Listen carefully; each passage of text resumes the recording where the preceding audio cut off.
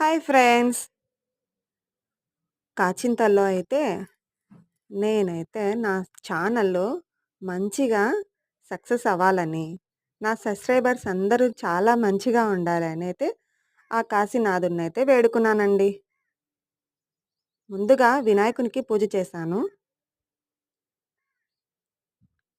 తర్వాత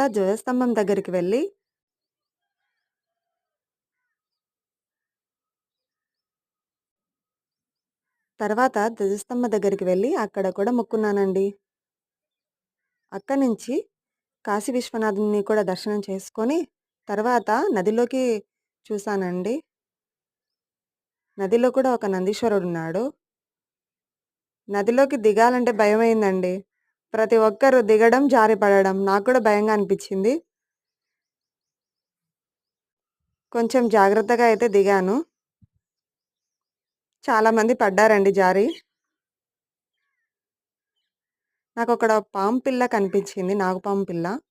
సో, దాన్ని అందరూ చూస్తున్నారక్కడ. చిన్నగా మెల్లగా వెళ్ళాను. జారుతానని భయంగా అయితే ఉంది.